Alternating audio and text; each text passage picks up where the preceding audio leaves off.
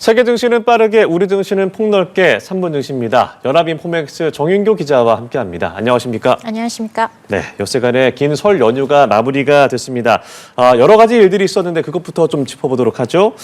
먼저 주식시장을 덮친 딥시크 쇼크부터 짚어주시죠. 네, 아시아권 증시가 설 연휴로 쉬어가는 동안 미국 증시는 큰 변동성을 나타냈습니다. 예. 먼저 중국 인공지능 스타트업 딥시크의 충격이 있었고요. 연방준비제도의 금리 동결 결정도 있었습니다.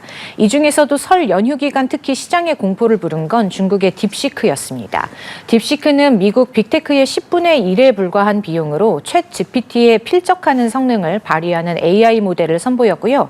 수천억 원을 들여야만 고성능 AI를 개발할 수 있는 게 아니라는 점을 보여주면서 미국의 대형 기술주들을 강타했습니다.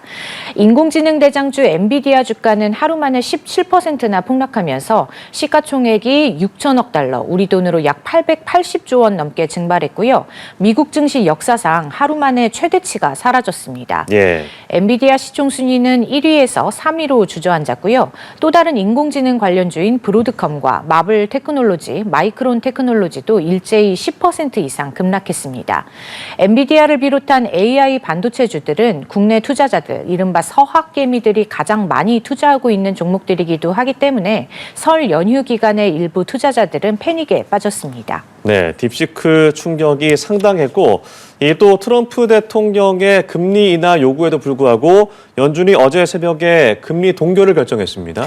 네, 어제 새벽 연준은 올해 처음 열린 연방공개시장위원회 정례회의를 통해서 금리를 동결했습니다. 예. 지난해 9월과 11월 그리고 12월 세 차례의 금리 인하를 단행한 이후 첫 동결 결정인데요. 앞서 시장은 이번 금리 동결을 예상해온 만큼 회의 결과 자체에 대해서는 크게 반응하지 않았고요. FOMC 성명에서 기존에 있었던 인플레이션 진전 대목이 삭제됐다는 점에 민감하게 반응했습니다.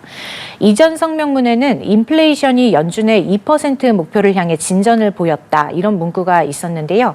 이번 성명문에서는 이 문구가 삭제됐고요. 물가가 여전히 다소 높은 수준을 유지하고 있다고만 명시됐습니다. 제롬 파월 연준 의장은 기자회견에서 이 문구 삭제가 의도된 게 아니라면서 의미를 축소했고요. 파월 의장의 기자회견 이후에 시장은 다소 진정되기는 했습니다만 FOMC 성명문이 인플레이션에 대해서 매파적인 기조로 돌아섰다는 인식이 굳어지면서 뉴욕 증시 3대 지수는 전날 일제히 하락했습니다. 예, 그럼 간밤에서 뉴욕 증시 어떻게 마무리됐는지 짚어주시죠. 네, 간밤 미국 증시는 빅테크 실적을 소화하면서 일제히 반등에 성공했습니다. 마이크로소프트는 실망스러운 실적 전망을 내놓으면서 시장에 불안함을 안겼지만 메타와 테슬라의 주가가 견고하게 오르면서 뉴욕 시장은 강세로 하루를 마쳤습니다. 3대 지수 보겠습니다. 다우지수는 전장 대비 0.38% 오르면서 장을 마쳤고요. S&P 500 지수는 전장보다 0.53%, 나스닥 지수는 전거래일보다 0.25% 상승하면서 거래를 끝냈습니다. 간밤 시장에는 변수가 많았습니다. 개장 전에는 미국의 작년 4분기 경제 성장률이 예상보다 약하게 나오면서 시장 분위기가 가라앉았습니다. 미국의 지난해 4분기 GDP 증가율은 연율 2.3%로 전분기 수치인 3.1%보다 둔화했고요.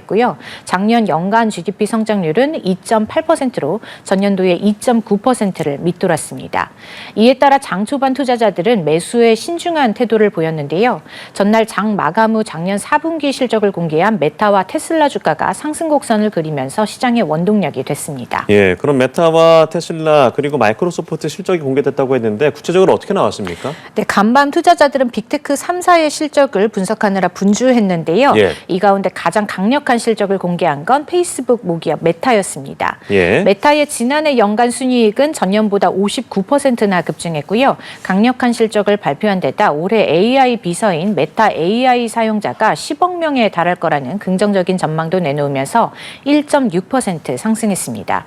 테슬라와 마이크로소프트의 희비는 엇갈렸는데요. 테슬라의 실적은 기대치에 못 미쳤지만 오는 6월 완전 자율주행 택시 서비스를 출시할 거란 계획에 기대감이 모이면서 오르면서 2.8% 뛰어올랐고요. 마이크로소프트는 반대로 시장 예상을 웃도는 실적을 내놨지만 클라우드 서비스 둔화 우려에 주가가 6.2%나 급락했습니다. 네. 한편 엔비디아 주가는 1% 이내로 오르면서 딥시크 충격을 맞은 후유증에서 벗어나려는 모습이었고요. 전날 워싱턴 DC 로널드 레이건 공항에서 여객기 추락 사고를 겪은 아메리칸 항공은 2.5% 밀려났습니다. 네. 여태간 길게 쉬었던 우리 증시 오늘 다시 재개하게 되는데 어떻게 전망이 됩니까? 네, 오늘 코스피는 일주일 만에 거래를 재개하는데요. 연휴 기간에 뉴욕 증시가 딥시크 충격으로 하락세를 보인 여파를 받을 것으로 보입니다. 예. 미국 연준이 금리를 동결한 영향은 비교적 제한적일 것으로 예상됩니다. 연준의 금리 동결로 뉴욕 증시는 출렁이기도 했지만 사실 1월 FOMC 결과는 시장의 예상대로였고요. 이미 시장에서 이번 금리 동결을 전망해온 만큼 FOMC보다는 딥시크 여파에 투자자들이 집중할 것으로 보이는데요. 오늘 국내 주요 반도체 기업의 주가가 흔들릴 수 있다는 전망이 나오고요. SK하이닉스와 삼성전자, 한미반도체 같은 국내 반도체 대장주는 단기적인 영향을 피해가기 어려울 것으로 분석됩니다.